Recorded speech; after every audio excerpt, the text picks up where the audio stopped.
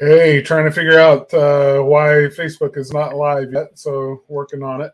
Okay. Yeah, I'm trying to figure out what's going on with my camera real quick. Not sure what's going on there either.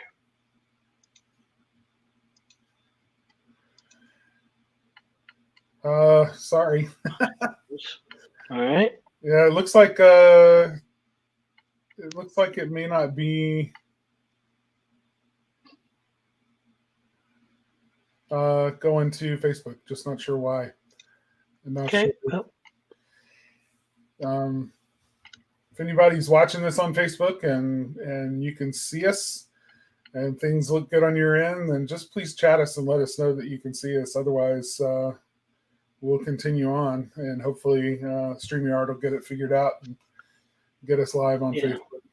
And if anybody on our team is on Facebook right now, if you could go and maybe put the link to YouTube and see if maybe we can kind of push people over to YouTube and let them know that Facebook is having issues right now on their end, it looks like. So, well, we're going to go ahead and get started.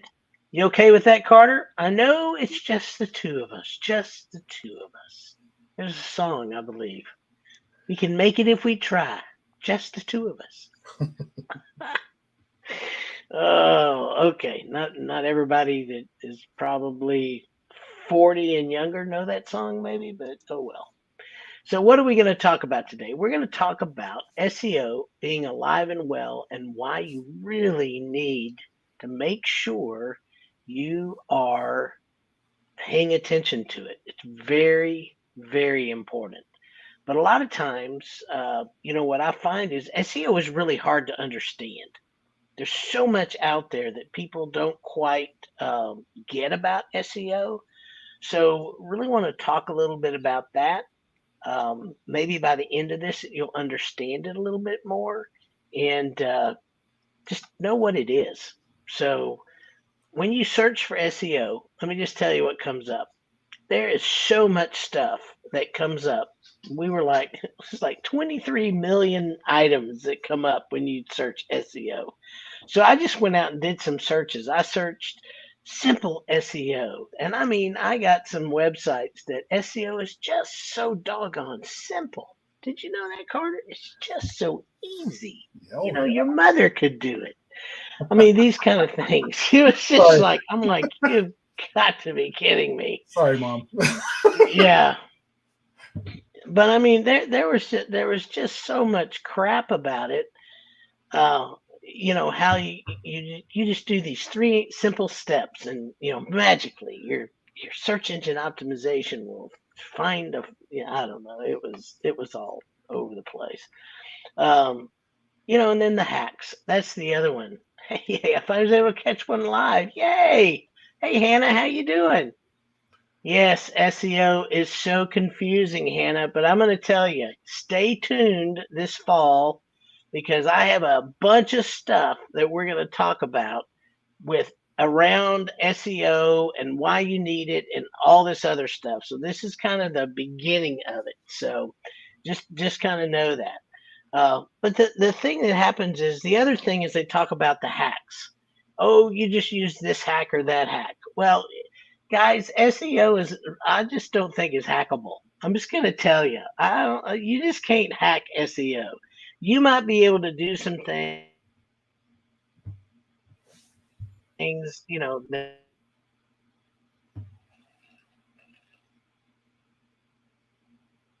Taylor, did we that's lose not you? there. You just can't really hack SEO. Yeah, I know. Did yours freeze? You froze up on my end. Yeah, you froze on mine. Oh, Who that's knows? weird. The gremlins are in the system today. I'm telling you, it's weird. I let me tell you, I don't think it's me. I have two gigs now, so I'm just saying. And my wife's not here, so they're all mine. All the gigs are mine today. But the real important thing about SEO is what it is. It's simply search engine optimization. So what does that mean?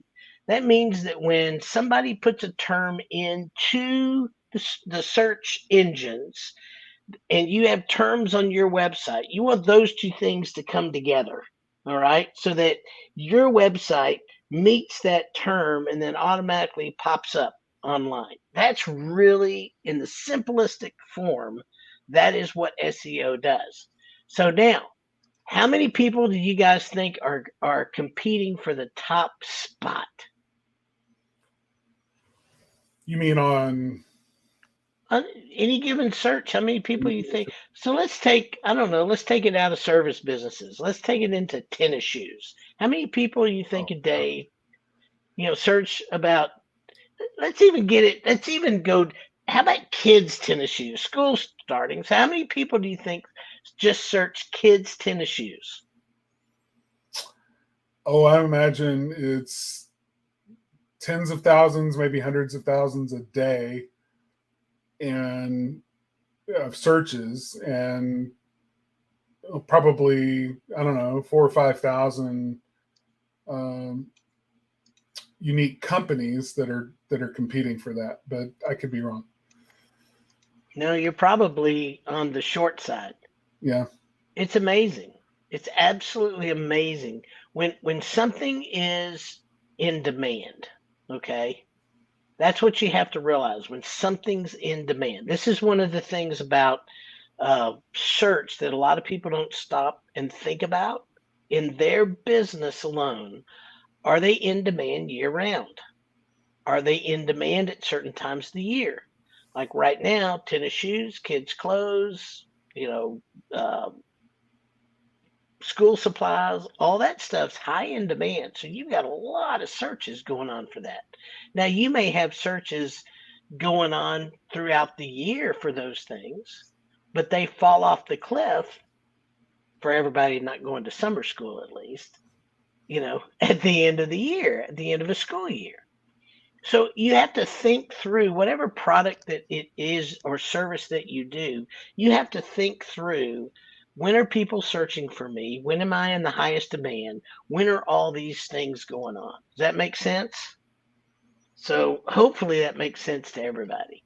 So the reason that the top spot is not only competitive, but the top spot is so important. It's because right now 40 to 60% of local businesses get their business at the top spot of organic search. And I hear all the time, I need to be on ads. I want to be at the top of the page on ads. I'll spend whatever it takes to get on the top of the page on ads. Oh, so you want to spend $10,000 a month to be on the very top in ads, when the reality is your ads bring in about 10% of your business. So I'll spend tons of money on ads and bring in 10% of the business. Oh, but I'm not going to have to spend anything on that Google business profile thing. I don't have to spend any money on that. But why isn't it coming up where I live? Why does it just come up at the office? Well, because it's all about location. So are there things you can do to broaden that? Absolutely. But guess what? Google doesn't tell you about all those things. That's part of search engine optimization. So you see where I'm going, Carter?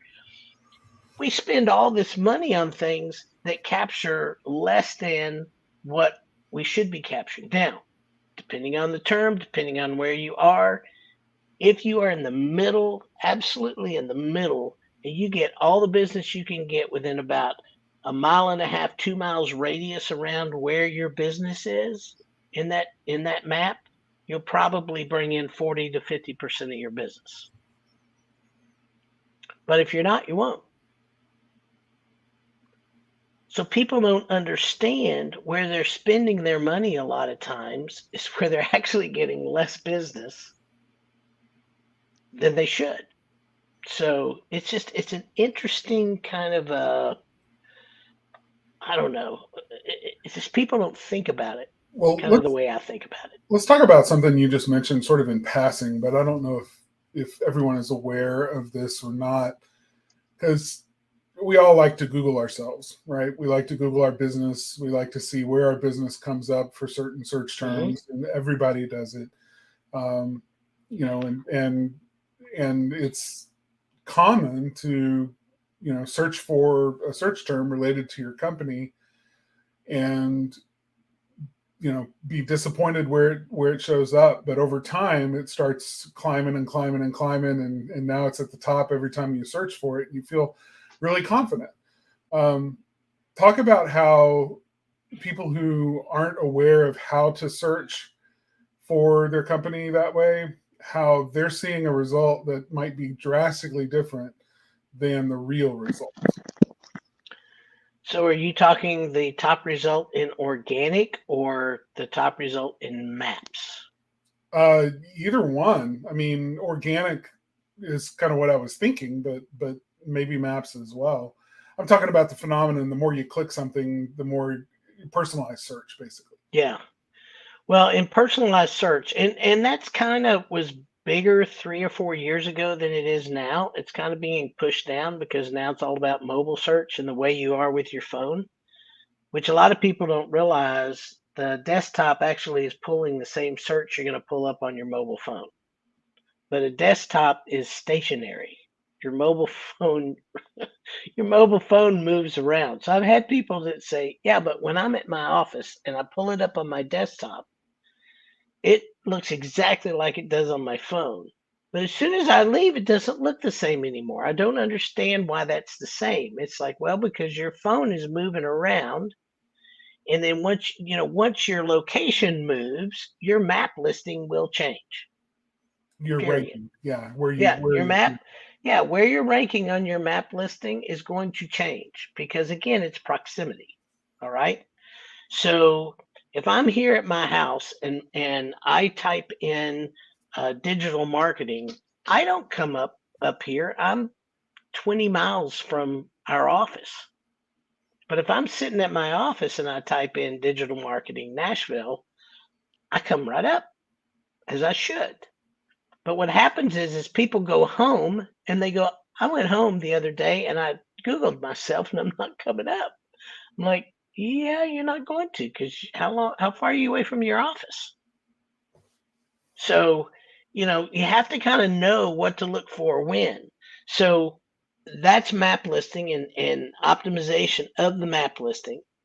So when you are, here's another thing. So if every time you go in and you click on yourself, like if every time I saw Spark Marketer, I clicked on Spark Marketer, then Google's going to remember through personal search that I like Spark Marketer.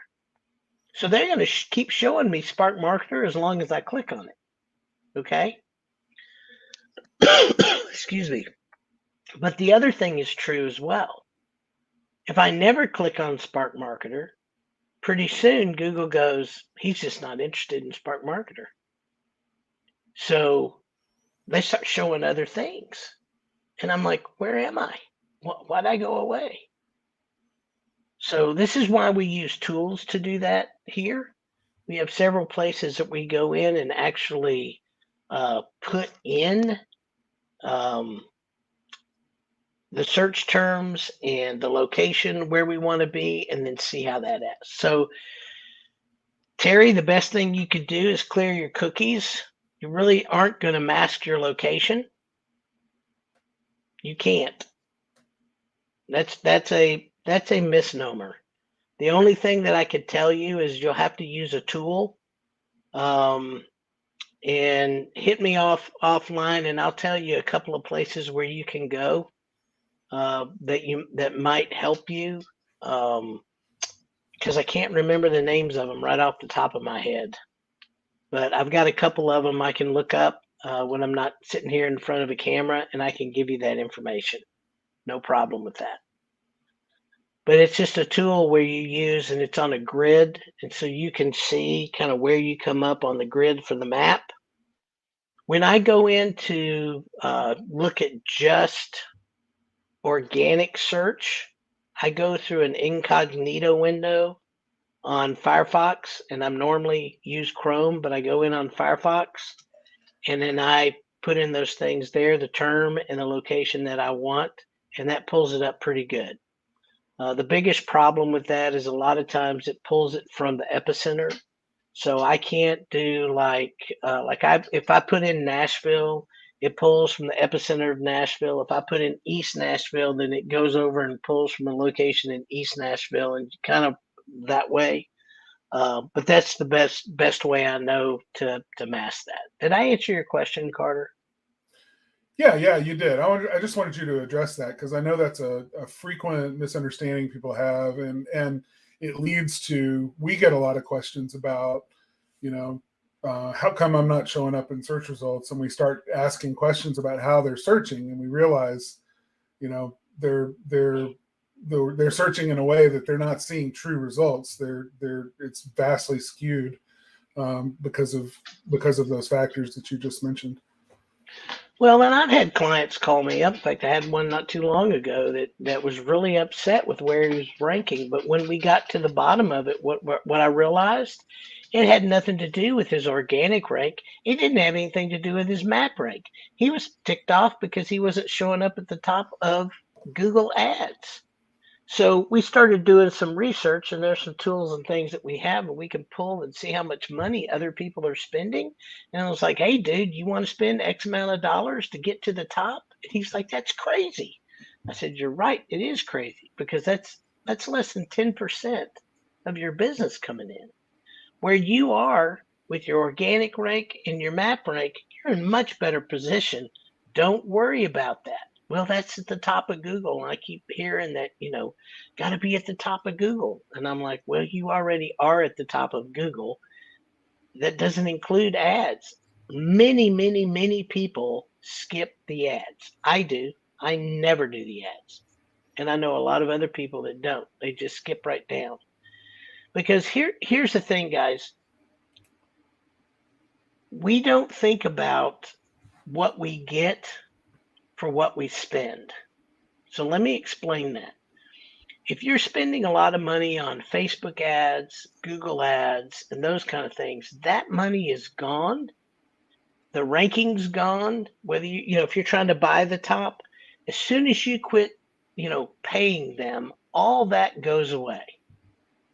SEO is different. It takes longer. It's a long play, but once it's established and once it gets in place, it works like clockwork. Are there hiccups at times? Absolutely. Are there times you're going to have people come after you? You bet you.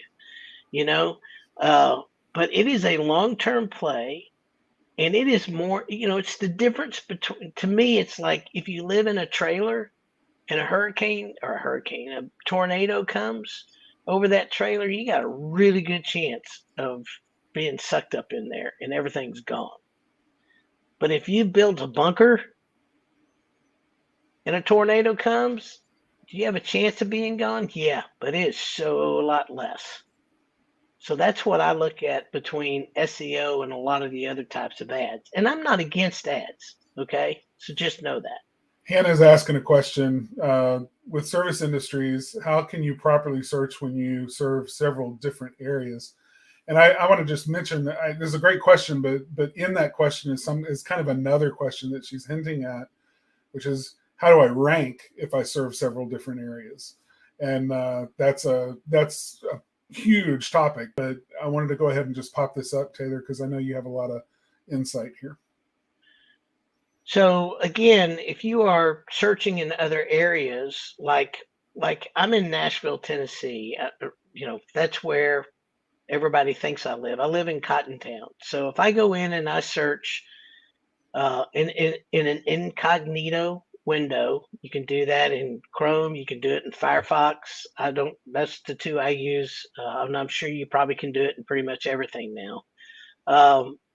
But they don't track you as much. Not to say they don't know who you are, but it's just how do I say this? You're incognito, so you're not being seen as easily, I guess, is how I would put it.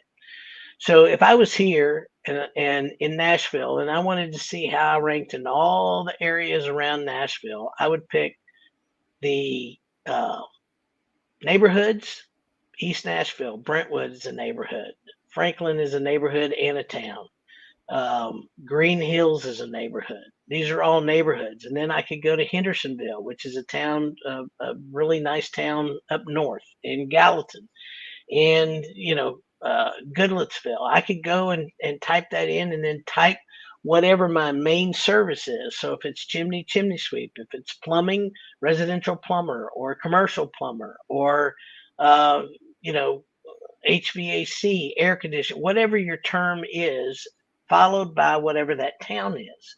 Now, the key is if you don't have anything on your website that can match with those towns or those neighborhoods, then chances are you're not going to come up. And here's the thing. So think of it this way. If I've got on my page somewhere that I'm a digital marketer in Nashville, Tennessee, but I also serve Cottontown. Well, that sounds great. I've got Cottontown on there and digital marketers. You would think I would come up. But if I have a competitor here that says digital marketer and they have an entire page dedicated to Cottontown, White House, which is another little town that we're right up here by, and they talk about Cottontown and talk about White House and talk about their services, who do you think Google is going to recognize more often? Me that I just said Cottontown on a page somewhere, or somebody that has an entire page dedicated to the town and the services? Anybody want to answer that? Carter, you want to answer it? A dedicated page to the town and their services, that absolutely works better for sure. But what about somebody who just has a page on the site saying that they serve that area, but their location, their physical address for their business isn't anywhere near that location? You still have a really good chance of showing up, but it takes time. There's a trust factor in Google Organic that a lot of people don't understand. They just think that they can just build something. This is why I tell people if somebody that's doing SEO for you says, I can do that in 2 months. It's like name that tune. I can name that tune in 3 notes, and you say, oh, do my SEO. And then nothing happens. Nothing of substance happens.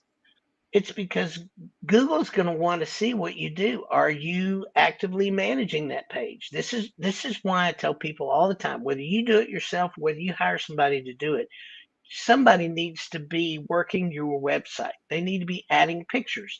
They need to be maybe adding a little content.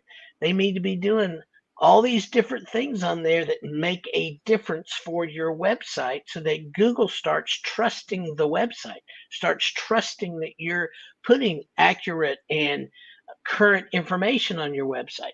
This is what Google does. I mean, this is one of the things that they look at. And so as you come up in ranking, it's because Google is actually trusting you more. People think I had a client, he's still a client, but I'll never forget this. He's just like, what do y'all do over there? Do you just sacrifice chickens and do the chicken voodoo dance and things just work? And it just made me laugh because that's what people think SEO is a bunch of voodoo chicken, sacrificing stuff. But the reality is what SEO really is, we are the ditch diggers of the internet.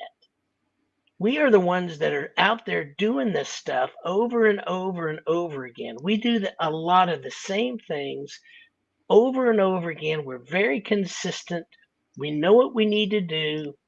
We only change it when Google says, hey, this needs to be changed or tweaked or added or whatever. That's what we do. Most people get bored out of their brains to do what we do. And so it just doesn't stay consistent, and it certainly doesn't stay long term. So, what SEO really is all the basics, but people don't want to do the basics. It's boring. And here's the thing. I love this quote. Oh, hold on. Are towns better to use than the name of county? Yes, towns are always better to use than the name of counties. Unless you're somewhere that people search by townships or they search by counties. There are some places where they search by counties, really in rural areas. So one of the best things I would tell you, do what? I'm thinking West Texas, where there may be one Sure. town in the 3-county area. Yeah, absolutely. So one of the things that that you'll want to do is find out in your area how your people search. Ask the question. How do you search online? If you've got somebody, that's called you, just ask them the question. How do you search? Ask your family and friends. When you go search for something on Google, how do you search? I mean, that's the best way. It's a survey. It's not really it may be not considered the most accurate survey, but it does pretty doggone good, you know? I love this quote too because this is the reality about SEO. If you think about it, really, if anyone can find and apply hacks and shortcuts in seconds without any experience, then everybody can do it. And the quickest way to blend into the crowd is just to do the same thing as the crowd. Well, and with SEO, you want to stand out because if you do that, you virtually have no chance of standing out. I mean, that's the bottom line. That's it. So here's what SEO is really revolves around. And I want to make sure everybody understands this because it's really important. It's link building. And link building is not going out there and doing some of these activities like link wheels and buying links and all that to get links back to you. The type of link building Google likes is when you have content and substance on your page that people want to link to you. That's really what Google likes more than anything. And which brings me to the second thing, which is content development and content marketing. So that is content on your website page, content on your blogs, content on your social media. I mean, this is all the content that you do around your business. And then the third thing is technical. Technical, that is a whole different ballgame. And that's where most people kind of figure out the link building thing. And if you're a decent writer, you can figure out the content thing. But when it comes to technical SEO, I would say 99 times out of 100, this is where people falter right there. It's difficult. And Carter, you can speak more to this than I can because I don't, I know enough to be able to analyze and know what's technically wrong, but I don't ever go on and fix it because I'm dyslexic and I just do things backwards. So I It's just keep away from that. it's more the code stuff. It's the hidden parts of the website that even if it's not really code that you're editing, you have to know how to access the page source, which is the code that causes the page to display in the browser and look all pretty. So, and some of those changes, some of those SEO fundamentals have to happen at that level, not in the visible layer that everybody sees and thinks, "Ooh, that's a nice website." So that's really where the technical part of it comes in, and but again, it's some fundamental type things. I always think of you remember the movie Karate Kid, Taylor, back in the 80s? Oh, yeah. And Daniel wanted to, he comes to this old karate master, and he just wants to learn a few, chops so that he can go beat somebody's butt. I mean, he's looking for a quick win. He figures that it's going to be a tactic or it's going to be a move that's going to give him everything he needs in order to have the victory he's looking for. And the first thing that Miyagi, his master, does is stick him out there, wax on, wax off. It's the fundamentals that he's, got him spending all his time doing. And Daniel's wondering, why am I doing this? Why am I day after day doing all these chores for this guy? What am I really learning? And then suddenly one day it finally clicks. I mean, that's SEO. SEO is a whole bunch of repetitive, routine stuff that has to be done consistently and regularly and done well. And eventually it allows you to get in the ring and go up against some really big opponents and win.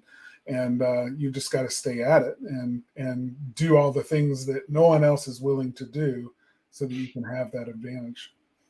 And it's funny because one of the things that I watch for is because our staff is creative, in a lot of different ways. And sometimes on the technical stuff, you just can't get creative. You got to stay in the lane. So sometimes it's like, oh yeah, no, no, no, no, no, we can't do that. That's wrong. Don't get creative here. No, this is not the place.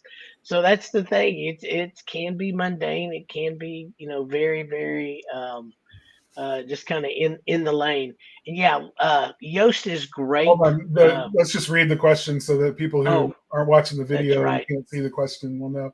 So Terry says, I use Yoast to help me improve my SEO for both my website and blog. Are there other tools that are better? So just quickly, Yoast is a plugin specifically made for WordPress websites that are built in the WordPress platform. So that's the background for the question. So Yoast is really good. It's not really technical. Yoast is more for content. So that's why it works around the content of your website and the content of your blog. And it's a great tool for WordPress. Yeah, I mean, we use that as well. It's not the only thing that we use. On the tools, what I would say, there are some Ahrefs, A capital, what is it? A Ahrefs. capital Ahrefs. Ahrefs. Yeah, Ahrefs. Maybe a tool that you want to look into. You'll want to audit your site. There's some great audit tools out there just to make sure that you've got, good links and all that. Probably one of the best one is a little tool called. Hold on a minute. Oh, let me get to it real quick, and I'll tell you. It's actually a Chrome extension, and it's a little tool called SEO Minion, Minion, and it's a quick way to diagnose your website really quickly. It's not perfect, but for something that's really quick to kind of keep you on par, kind of keep everything kind of going in the right direction. It's a good little tool. And so, hey guys, yeah, if you like what you're hearing and really learning some stuff on the SEO side, give us a thumbs up, a heart. That would be great for us. It'd be fantastic. So hopefully that helps. And thanks guys for putting those things in there. That's fantastic. Appreciate that. And the thing is guys, remember, very few people are strong in all three of the SEO worlds with content, backlinks, and technical.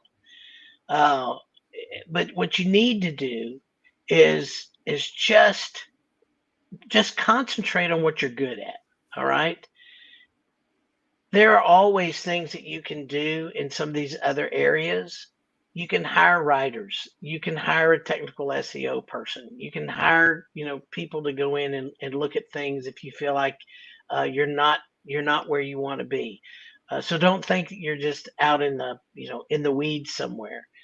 The reason that I suggest people go with agencies is real simple. They just don't have to worry about it. If you get a really good agency that works with SEO, that works with websites, that knows what they're doing, and it's just a concert with everything, and you just don't have to worry about it. So, but there are companies that feel that they can do it on their own. Some of them are smaller companies in areas that don't have a lot of competition, and I would agree with that. But if you got a lot of competition and a lot of big hitters that are working with agencies, and that's what you're up against, and you want to go up against them, you're going to have to hire an agency to do that. It's just kind of crazy that way. So let's talk about the reality of SEO. It's not easy. It is complex. It is a topic that needs to be applied consistently. One of the biggest things that I see is people want to do shortcuts. They want to do the hacks. They want to see how far that can go. And then they go to the next thing, see how far that can go. And then, they may go up a little bit and then they go down. And then they don't ever touch their website for 6, 8 months because now they're busy. They're doing their work. So they get, they get back to their website and they're not ranking anymore. They're not, it's because they've stopped. And a lot of that is the nature of being in a business. I mean, let's face it. If we are in a business and we are running our business, we're trying to do that. We're trying to do the marketing. We're trying to do the operations. We're doing the financials. We're getting it all done to where eventually something's got to give. So most, not all, most business owners that I have met, where they lack in capacity is either technical or marketing. That's what I see. I've got some that are great in it, but the vast majority, they just lack there. And so they need help. So that's the thing you need to know, I think, more than anything else. Can you do it yourself? Absolutely, you can. You're not going to tell anybody they can't. Is it easier to let somebody else do it? Yes, it is. It is. One last quick question before we wrap up. Hannah had another really good question talking about on different platforms, should you use different content? So is duplicate content still an issue? Not on different platforms. I mean, you can use things right off your website. You can put them on social. You can do it on Twitter. You can do it on Instagram. What you have to pay attention to is, like, if you're going to use, and I highly suggest you use a really good photo or video. There are different parameters around those photos and videos on different platforms. That's the real difference between website. A lot of times you can have a picture that, on your website, you don't care if it's horizontal or vertical or square or any of those things. You can make that work on the website. Right, Carter? I'm Yeah, assuming that's still true. sure. But when you get into social, some of them, it's a square. Some of them want oblong. Some of them want this. There's certain parameters in each one of those platforms. So you may need to crop pictures, do some of those kind of things as you different platforms. But as far as the content and the words that you use, they can be very similar or the same. I Yeah, know people that put something out on TikTok and then turn around and put the same thing out everywhere else. yeah. When it comes to like text, though, I mean, I will say if you've just written a 750 word blog post on your website, I wouldn't go copy and paste those 750 words and try to put them into Twitter's format and break it up into 140 character posts and post all 750 words of it, because that's just, it doesn't respect the platform very Yeah, well, and that's not how yeah, people that's use true. Twitter. So a lot of the content you're going to choose to put out is going to be based on the platform that you're wanting to put it out on. So most of your social media, shorter is better. You can go longer in a blog post. There are other strategic reasons for going longer on a blog post. So yeah, but absolutely, Well, you can excerpt and you can quote yourself on those platforms all day long. the other thing that's really easy to do is just create a link and link everything back over to your blog Which post. you should do. Absolutely, Yeah. 100%. So it's the same content, but you're just shortcutting it and telling people, find out more, go here. Yeah. Yeah. That's it. All right, guys. So it's been a lovely day. Sorry about some of the hiccups in the beginning. I'm glad Facebook finally let us hook up. Yeah. But just know that Spark Lives are still found as a podcast on Spotify, iTunes, Google Plays, or your favorite player. And then next week, hey, bring your questions because we're going to see if we have some answers. We may not, but we're gonna try. We'll do our best to do that. And as always, it's a pleasure spending time with you guys. Thanks so much for giving us the likes and loves. And the question. We and the questions. That's been really good. Y'all had great questions, and I'm telling you, I think by the time between now and Christmas, it's not just going to be about SEO, but I'm putting in some stuff here that I think can really help some of you guys understand and kind of move through this SEO kind of quandary, because it's a mess. Not everybody understands it because there's stuff that I still don't understand. I just turn it over to people to do. How's that? And with that, I will say goodbye, guys. Talk to you later. Bye, everyone.